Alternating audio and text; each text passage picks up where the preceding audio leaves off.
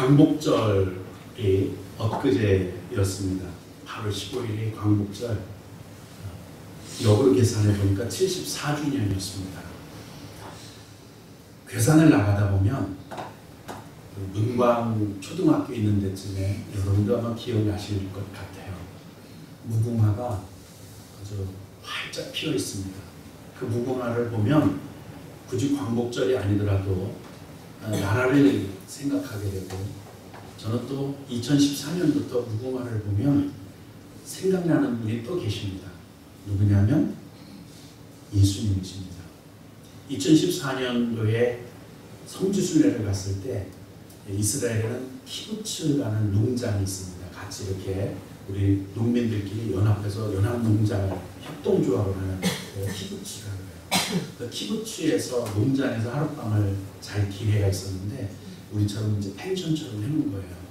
호숫가였는데 그 키부츠에 갔더니 무궁화가 잔뜩 피어 있어요.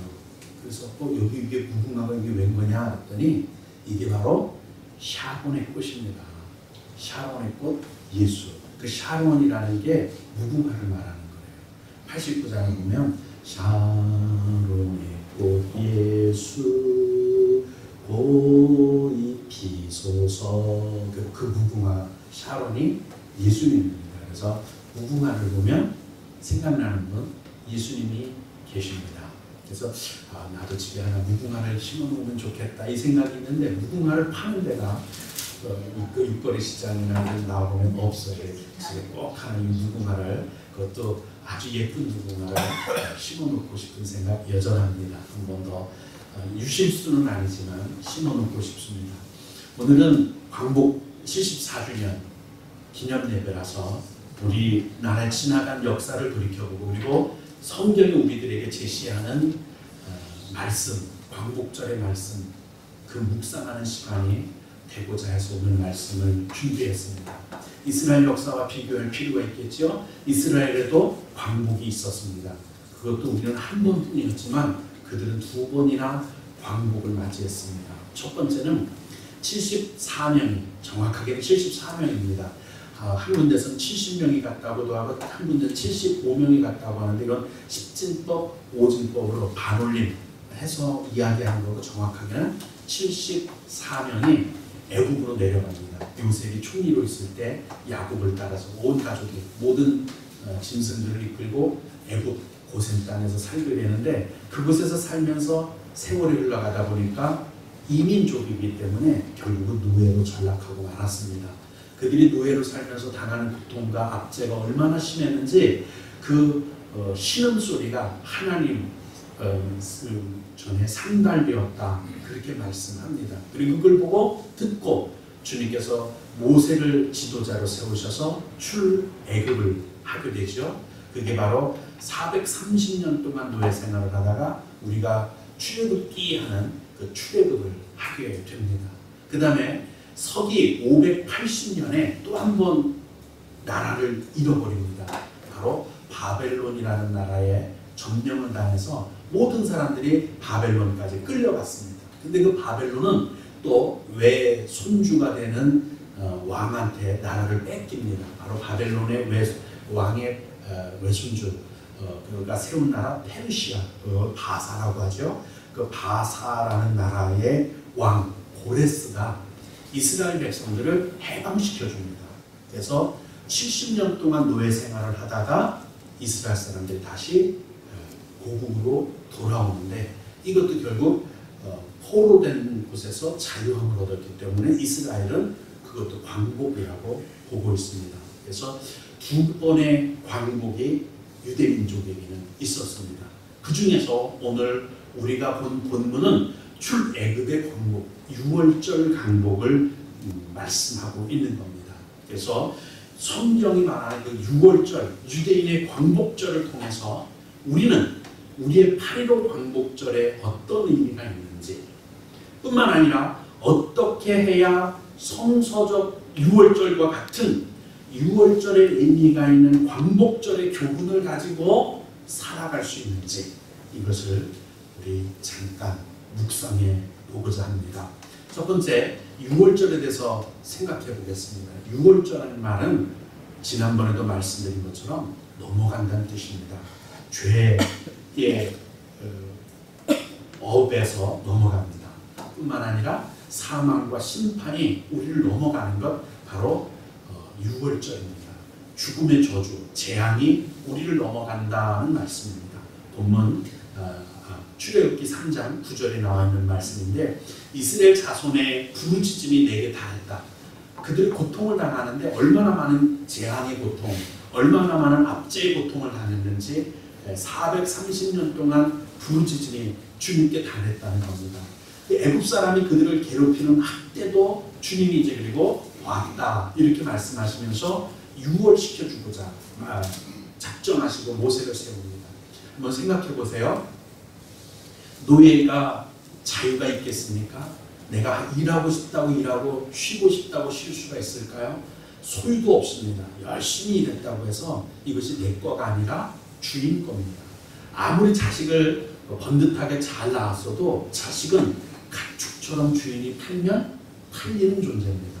자식도 내 거가 아니고 아내도 내 거가 아니고 남편도 내 거가 아닙니다. 오늘 집안 형편이 주인집 집안 형편이 나빠서 그냥 오늘 갑돌이 팔아버리자 하면은 그냥 이산가족 되어버리고 마는 게 노예 신세입니다. 그러므로 소망이라는 게 있을 수가 없고 장래에 우리가 이렇게 해서 우리가 빚을 갚고 이렇게 해서 뭐 어떻게 해보자 이런 계획조차도 소용이 없는 게 노예입니다.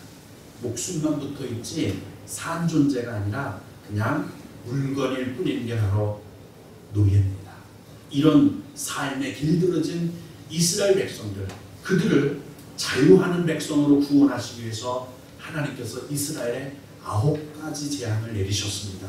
바로 피, 개구리, 파리, 이렇게 재앙을 9가지를 쭉 내리는데 그 9가지 재앙은 뭐와 관련이 되어 있느냐면 우상들과 관련이 되어 있었습니다. 우상들을 숭배하는 그 우상이 애굽에서 너희들이 의지하고 바라고 기도하고 소원했던 그 우상들은 아무것도 아니다. 오히려 너희들에게 괴로움을 주는 대상이 될 뿐이다라는 것을 알려주기 위해서 9 내립니다. 그래서 애굽에 숭배하던 우상들과 관련된 재앙을 통해서 이게 아무것도 아니다. 허무한 것이다라는 것을 알려주신 거죠. 마찬가지입니다. 하나님을 떠난 인생. 이 세상에 성공을 우상으로 하는 사람들이 있고요.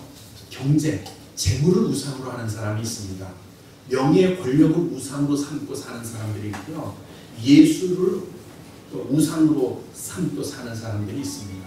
어떤 사람들은 자기 자신이 우상인 사람도 있고 자기의 배를 우상으로 맛있는 거라면 사족을 못 쓰는 사람, 취미가 우상인 사람도 있습니다. 굳이 돌부처 앞에 가서 머리를 숙이고 그래야만 우상 숭배가 아니라 이런 모든 것들이 우상입니다. 9가지나 되는 넘치는 우상이 세상에는 가득한데 이런 것들이 오히려 너희들에게 괴로움의 대상이다라는 것을 먼저 인지시켜 주신 겁니다. 뿐만 아니라 마지막 10번째 재앙은 죽음의 재앙이었습니다. 장자가 죽었다는 얘기는 다 대표해서 죽었다는 것이니까 모두 다 죽는다는 뜻입니다. 우상의 결말은 결국 죽음의 심판입니다. 재앙으로 끝나지 않습니다. 그냥 망하는 것으로 끝나는 게 아니라 죽음의 심판이 마지막 10번째 재앙으로 마침하게 되는 것을 볼 수 있습니다. 그래서 우리 그리스도인들은 우상을 철저히 배격해야 합니다. 취미 생활은 하되 취미가 우상이 되어서는 안 됩니다. 거기에 목숨 걸어서는 안 됩니다. 권세, 명예 중요하지요. 이것이 하나 잘 사용되면 하나님께 영광을 돌릴 수 있습니다. 그런데 거기에 목매서 살아서는 안 됩니다. 언제든지 초계와 같이 버릴 수 있는 것이 재물, 명예, 권력 이런 것들이 되어야 할 줄로 믿습니다. 오직 하나님 외에 그 무엇도 중요한 것은 없을 줄로 믿습니다. 그런데 유일하게 우리를 죄악과 사망과 심판에서 구원하신 분이 계십니다. 그걸 유월시킨다고 해요. 넘겨버리는 거예요. 우리에게서 넘겨버립니다. 이 모든 재앙, 사망, 우리를 넘어가게 하시는 분 바로 출애굽 사건에서 보여줬던 유월절 어린 양 예수 그리스도십니다. 그 요한복음 1장 29절에는 이렇게 말씀하십니다. 봐라, 지금 세상 죄를 지고 가는 하나님의 어린 양, 그 예수 그리스도께서 우리 앞에 계시다. 요한복음 1장 29절에 말씀합니다. 바로 이 예수 그리스도의 십자가에 흘리신 보혈로 내 마음에 심령의 눈설주 인방에 발라야 합니다. 피가 항상 내 심령 가운데, 내 생각 가운데, 내 말 가운데, 내 행동 가운데 흘러 넘쳐야 합니다. 눈설주는 우리가 넘나드는 것이죠. 예전에 저희 외갓집에 상이 났습니다. 아마 제가 알기로 외중조 할머니가 돌아가신 것으로 기억을 합니다. 우리 외중조 할머니가 돌아가시고 나니까 상유가 나가야 되는데 대문 아래 이렇게 설주가 있었어요. 이걸 이렇게 넘어갑니다. 제가 어릴 때는 그게 제 무릎 정도 오는 것을 기억해서 이렇게 잡고 타 넘어갔던 것을 기억을 합니다. 근데 그것을 톱으로 잘라내고 상여를 내기 위해서 잘라내는 것을 제가 아기 때인데도 기억이 납니다. 문설주에 바르라는 죄송합니다. 인방에 바르라는 얘기는 우리가 들고 나는 곳에 바르라는 뜻입니다. 내 행동에도 피가 발라져 있어야 할 줄로 믿습니다. 내 생각에도 문설주에도 항상 우리가 거하는 곳에 피가 발라져 있어야 합니다. 뿐만 아니라 허리띠를 띠고 신을 신고 출발 준비, 나갈 준비를 하고 우리 이 땅에서 여기서 살 것이 아니라 여기서 사망에서 건짐을 받으면 가야 할 천국이 있기 때문에 이 땅에서 살 준비를 하고 사는 것이 아니라 하나님 나라를 갈 준비를 하고 사는 겁니다. 그때 양고기를 먹는데 삶아 먹는 게 아닙니다. 구워 먹는 거예요. 쪄 먹는 게 아닙니다. 구워 먹는 거예요. 성령의 불로 우리를 구워야 합니다. 성령이 임하심을 말씀합니다. 구워 먹는 게 삶아 먹고 쪄 먹는 게 아니라 구워 먹으라 말씀하시는데 어떻게 먹으라고요? 쓴나물. 이 쓴나물은 기억나게 하는 거예요. 지난날의 고통, 지난날의 압제, 서러움, 수치스러움, 이 모든 것들을 잊지 말고 쓴나물을 먹을 때마다 기억하라는 겁니다. 그리고 무교병은 발효하지 않은 거예요.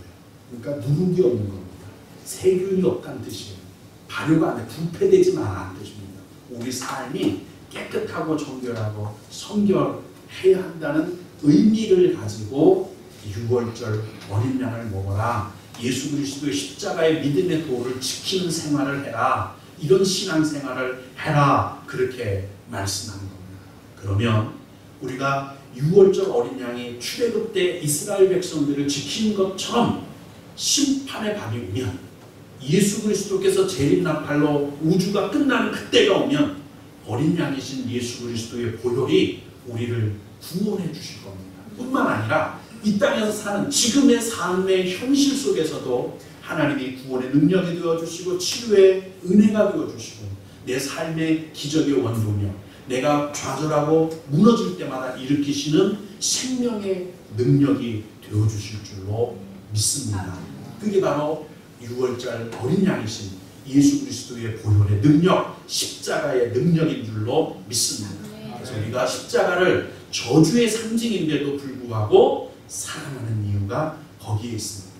이제 한번 광복절을 살펴볼까요? 마찬가지입니다. 광복절도 압제를 벗고 주권을 회복한 날, 바로 출애굽한 것처럼 우리가 이 땅에 비록 있지만 일제의 모든 것들을 몰아내고 우리의 자유를 회복한 날, 우리의 생명을 회복한 날이 바로 광복절입니다. 그래서 6월절과 같은 의미가 있습니다. 일제 당시 우리나라가 얼마나 많은 것을 빼앗겼는지 상상을 불허합니다. 한번 우리 성지순례를 다녔던 것들을 기억해 보세요. 저도 시간 있을 때마다 아마 우리 목사는 거기도 갔다 왔는데 이런 가끔 느낌이 들었을 때가 있었을 거예요. 제가 갔다 오고 이야기를 말씀을 드리니까요. 김제도 갔다 왔죠. 그리고 부안도 갔다 왔죠. 모시고 그리고 성지순례를 모시고 갔다 옵니다. 안성도, 천안도, 병천도 또 강화도도 가보면요. 일제시대 때 순교한 사람들, 일제 순사들에게 죽임을 당한 사람들의 전적지, 유적지가 대부분 어디입니까? 교회입니다. 예배당이 불타버립니다. 모든 사람들 거기다 가두고 죽였습니다. 일본 놈들에게 가장 눈에 가시가 된 사람들은 예수 믿는 사람들이었어요. 예수 믿는 사람들은 굴복을 안 해요. 굴종하지 않습니다. 신사 참배를 시켜도 그렇고 굴종하지 않습니다. 결국 어디를 가봐도 죽였다, 파묻었다, 그러면 불사질렀다, 마을이 전소됐다, 그러면 교회입니다. 절간에 불타버린 적은 한 번도 못 봤습니다. 절간에서 독립 유적지가 된 곳은 전적지가 된 한 군데도 없습니다. 교회입니다. 교회는 6월절이 가슴에 이미 피 솟듯 용솟은 치듯 그걸 위해서 사는 사람들이기 때문에 어디를 가봐도 거기 글쎄 유관순이 죽었구나, 윤봉길이 죽었구나, 강화도에도 가도 어디든 가보면 안성도 그렇고 가보면 그리스도인들, 예수 믿는 사람들 때문에 일본 순사들의 눈에 불을 켰고 그 사람들을 잡아 죽이겠다고 쫓아다닌 것이 독립운동의 역사라는 것을 볼 수 있습니다. 왜 그랬을까요? 나라만 빼앗기 때문에 그랬을까요? 자유도 빼앗겼습니다. 신앙의 자유도 빼앗겼습니다. 이름도 빼앗겼습니다. 여기 할머님들은 아마 일본 이름들을 가지고 계신 분들 아직도 있을 겁니다. 말도 글도 빼앗겼습니다. 80이 넘으시고 90이 넘으신 분들은 지금도 일본말을 하는 것을 보고 제가 깜짝깜짝 놀랍니다. 그때는 그걸 배웠대요. 소학교에 가면 그 말 안 하고 한글을 쓰면 혼났답니다. 뿐만 아니라 문화재 강탈당한 게 얼마나 많습니까? 지화자원도 많이 뺏겼습니다. 여기까지는 그래도 그러려니 하고 이해해 줄 만한데 젊은 청년들은 태평양 전쟁에 끌려가서 총알 맞으러 죽었습니다. 그 영화를 보면 자기들은 후퇴하면서 우리 조선인들은 후퇴하지 못하도록 총알 한 바가지 주고 총 하나 주고 발목에다가 쇠사슬을 묶어서 날두고 박아버리고 니들려서 죽을 때까지 싸우고 일본인들은 퇴각하고 조선 사람들은 이 쇠사슬에 개처럼 묶여서 거기서 총알 맞으러 죽어가는 영화를 보고 일본 사람들이 얼마나 잔악한지 같이 싸우면 같이 싸우고 후퇴를 하면 같이 후퇴를 해야 되는데 우리 조선인들은 그렇게 말뚝 박아서 쇠사슬로 묶어놓고 총알 한 방에 주고 그렇게 잔혹한 짓을 했습니다. 뿐만 아니라 젊은 여자들을 끌고 가서 성노예 위안부 노릇을 했는데 다 안 했다는 거예요. 다 안 했다는 거예요. 남자들은 또 군대로 안 끌려가면 징용으로 끌려가서 북해도 좌우에 거기 가서 탄광에서 얼마나 많은 사람들이 매몰돼 죽었는지 모릅니다. 군함도라는 영화 보셨습니까? 일본 대마도 저 아래쪽에 있는 섬입니다. 배처럼 생겼다 해서 군함도입니다. 거기서 우리 한국 징용 끌려가서 석탄 캐다가 죽어간 사람들, 굶어 죽은 사람, 영양실조 걸려 죽은 사람들이 얼마나 많습니까? 뿐만 아니라 광복하고 나서 8월 24일 날 신하길이 무슨 홍가에다 우리 조선인들을 한국으로 오려고 배를 타고 오는데 그 배를 일부러 침몰시켜서 왜? 징용한 그들의 부끄러운 걸 감춰버리려고 우리 조선인들을 다 죽여버렸답니다. 그나마 한국으로 돌아온 사람들은 다른 사람이에요. 우즈베키스탄에 가도 못 돌아온 사람들이 얼마나 많습니까? 연변에 가도 못 돌아온 사람, 러시아에 가도 못 돌아온 사람들이 얼마나 많습니까? 일본에도 지금도 한국으로 못 돌아온 사람들이 얼마나 많습니까? 그나마 여기 남아있던 연세 드신 분들, 여기 한국에 조선에 남아있었던 사람들에게는 공출이라는 것이 또 있었답니다. 농사를 지면 싹 뺏어갔대요. 그리고 밥그릇, 숟가락, 제사 지내던 놋그릇 이런 것도 싹 총알 맞는 값이고 다 뺏어가고 수학고 다니는 어린이들한테는 소나무 광수를 따오게 했답니다. 이것 갖고 가서 뭘 폭탄 만들 때 쓰는 건가 그래요. 그래서 솔방울 주워와라, 관솔 끊어와라 이런 것들을 그리고 주는 것은 콩찌꺼기, 콩깨먹 두부 만들고 나오는 걸 뭐라 그러는지 콩깨먹 이걸 식량대국으로 줬다고 비지 이런 걸 식량대국으로 줬다는 거예요. 농촌 사는 사람들은 그나마 숨겨놓은 곡물이 있었는데 도시 사는 사람들은 사는 게 말이 안 된답니다. 이런 억울함, 이런 압제, 이런 고통, 이거 잊을 수 있으시겠습니까? 절대로 다시는 이 쓴나물을 먹고 잊어서는 안 되는 우리의 역사여야만 할 줄로 믿습니다. 용서는 하되 절대 잊어서는 안 됩니다. 일본을 절대 잊어서는 안 됩니다. 절대 용서는 하되 잊지 않는 쓴나물을 우리는 광복절 때마다 먹어서 다시는 이런 일들이 우리 후손에게, 우리 자신에게 일어나지 않도록 해야 할 줄로 믿습니다. 이런 흑감, 이런 압제, 이런 노예 생활 가운데서 자유를 얻은 날 바로 광복절입니다. 이 죽음의 고통이 인생의 우리를 넘어간 6월절 광복절입니다. 이제 광복절, 6월절 공통점 보이죠? 그런데 우리가 74년 전에 맞이한 광복절보다 중요한 게 한 가지가 더 남았습니다. 근본적으로 이걸 말씀드리고 싶은 거예요. 우리가 빼앗긴 건 많습니다. 위안부로 끌려가고 총알바지로 끌려가고 석탄캐라가 죽고 이런 것도 정말 억울합니다. 근데 더 억울한 게 있어요. 더 억울한 건 뭐냐면 죄와 사망 가운데서 우리가 넘어가지 못하고 용서받지 못하고 영원히 멸망받아서 지옥 가면 이거는 출애굽하지 못한 거예요. 우리는 이 세상에서 이 죄와 사망의 지옥에서 이 삶 가운데서 출애굽을 해서 어디를 갑니까? 가나안 복지, 하나님의 나라, 천국을 가야 하는 그 광복절이 기다리고 있습니다. 이게 진짜 이건 놓쳐서는 안 되는 일이에요. 이 땅에서는 억울한 거로 끝납니다. 그러나 그것은 영원한 후회고 영원한 고통입니다. 그래서 결코 잊지 말아야 합니다. 여러분, 지난 시간 말씀 가운데 육신의 눈으로 보는 게 다 보는 게 아니에요. 그건 소경이에요. 주님 말씀이에요. 마음이 심령의 눈을 뜨고 남들이 육의 눈을 뜨고 보지 못하는 것을 봐야 진정한 눈뜬 사람이라는 거죠. 여러분, 진정한 눈을 뜨고 세상을 보세요. 죄악이 아닌 것이 있습니까? 더럽지 않은 것이 있습니까? 악하지 않은 것이 어디 있어요? 이 세상에 죽음 아닌 것이 어디 있고, 이 세상에 질병이 아닌 것이, 아프지 않은 것이 어디 있습니까? 고통하지 않은 것이 어디 있어요? 나만 슬픈 게 아니에요.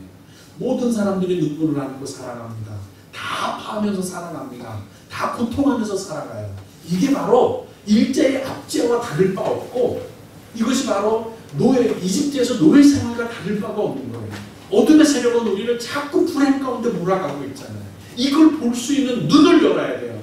보는 눈이냐 열린 눈이냐 중요한 거예요. 열린 눈으로 보면 지금 우리가 독립운동을 해야 할 때예요. 내 영혼이 영생운동을 해야 할 때예요. 영생운동, 그게 바로 진짜 중요한 6월절, 진짜 중요한 영생의 광복절, 빛을 찾는 날, 생명의 빛을 찾는 날 될 줄로 믿습니다. 네. 죄와 사망을 끝내고 영원한 생명을 회복해 주실 주님 재림하시는 그날, 그게 바로 진짜 6월절이에요. 진짜 광복절이에요. 출애굽해서 가나안 땅 가듯이 출세상에서 천국 가는 날입니다. 천국 가는 날이거든요. 그날이 올 것을 믿는 성도가 어떻게 살아야 할까? 첫째, 이 길이, 신앙생활하는 길이 평탄한 길이 아니라는 거예요. 예수 믿는 것이 결코 쉽지 않다는 것, 여러분 지금까지 신앙생활하면서도 아마 느끼셨을 겁니다. 온 가족이 예수를 믿으면 그나마 다행입니다. 나만 예수 믿으면 가족들한테 구박받아야 되고 비난받아야 되고 얼마나 힘든지 몰라요. 그리고 예수를 믿어도 마찬가지입니다. 지금 솔직하게 여기 이렇게 앉아 계셔도 엉덩이가 덜썩거리는 사람들 몇몇 분 계실 거예요. 특히 우리는 농사를 짓기 때문에 하루를 놓치면 안 돼요. 지금 가서 빨리 밭에 가서 일을 해야 되는데, 논에 가서 일을 해야 되는데, 예배를 드리려고 여기 앉아있는 이 시간에 그냥 너무 조급하니까 엉덩이가 덜썩덜썩거립니다. 이게 예수 믿는 게 쉬운 것 같아요. 어렵습니다. 정말 빨리 가서 할 일이 있는데, 남들은 다 일하고 있는데 나는 여기 앉아서 예배 드린다는 게 생각처럼 쉽지 않습니다. 아니, 오는 것 자체가 쉽지 않습니다. 생각해 보세요. 출애굽을 한 후에 홍해를 건너야 했어요. 이게 쉬운 일이었습니까? 사막에서 40년 동안 방황해야 했습니다. 그때의 그 굶주림, 목마름, 그리고 툭하면 산적질하는 사람들, 아멜렉의 특히 많이 괴롭혔습니다. 우리도 살면서 신앙생활하다 보면 이런 동일한 고통이 얼마나 많은지 모릅니다. 다만 그래도 위로가 되고 감사한 것은 그때마다 하나님이 지켜주신다는 것. 내가 죄악으로 실족하고 넘어지고 어둠의 세력이 나를 유혹하고 범죄케 한 그 순간에도 다시 이 길을, 십자가의 길을 걸어갈 수 있도록 주님이 붙들어 주시는 바로 하나님의 은혜가 마치 광야 40년의 이스라엘 백성들과 함께 불기둥과 구름기둥으로 있었던 것처럼 우리에게도 성령께서 내 마음에, 내 심령 가운데 중심에 계셔서 함께 신앙의 길을 가게 하신다는 것. 이게 우리에게 가장 큰 위로입니다. 그래서 결코 쉽지 않지만 하나님이 동행하시기 때문에 결코 쉽지 않지만 믿음으로 가면 승리할 때가 올 줄로 믿습니다. 두 번째는 과거를 잊어서는 안 돼요. 절대로 잊어서는 안 돼요. 첫 번째는 우리 민족의 광복절을 잊지 맙시다. 일제 치하의 그 만행, 자유와 주권을 빼앗긴 고통, 압제의 비참한 절대로 잊지 맙시다. 내 동생이 끌려갔단 말이에요. 내 어머니가 붙들려갔다는 얘기예요. 내 아버지가 징용으로 석방했다가 어디서 죽었는지 시체조차 찾지 못했단 말이에요. 여러분, 절대로 잊어서는 안 됩니다. 이 고통을 잊어서는 안 됩니다. 안 그러면 다시 반복되기 때문에 그 역사학자들이 말하는 겁니다. 신앙생활도 마찬가지예요. 지난날의 죄악의 불행의 고통을 잊어버려서는 안 됩니다. 거짓말이 얼마나 무서운 건지, 그리고 죄가 얼마나 무서운 건지 잊어서는 안 됩니다. 그 고통을 잊지 말고 다시는 예수 그리스도의 십자가를 붙들고 의와 정직함으로 공의를 행하면서 다일 것 같이 살아가리라. 그 결단이 반드시 있어야 할 줄로 믿습니다. 아멘. 마지막으로 어린 양 되신 예수님, 이 예수 그리스도를 믿어야 합니다. 살펴보셨죠? 6월절의 핵심은 뭐지요? 예수님의 피입니다. 보혈의 능력입니다. 그것이 문설주와 인방에 발라줘야 합니다. 그 예수님의 피가 아니면, 십자가의 보혈이 아니면 절대로 천국에 갈 수가 없습니다. 죄악을 용서받을 수가 없어요. 우리의 생명이 지킴받을 수가 없습니다. 죄와 사망이 우리를 넘어가지 않아요. 이 십자가 보혈을 흘려주신 어린 양이 되신 예수 그리스도를 믿는 것, 이 수밖에는 우리의 유일한, 예수님만이 우리의 유일한 유월절이 되시고 광복절, 우리의 빛, 생명의 빛이 되십니다. 빛의 회복이 되십니다. 우리 예수 그리스도를 믿는 이 귀한 믿음으로 살아갈 수 있기를 주님의 이름으로 축복합니다.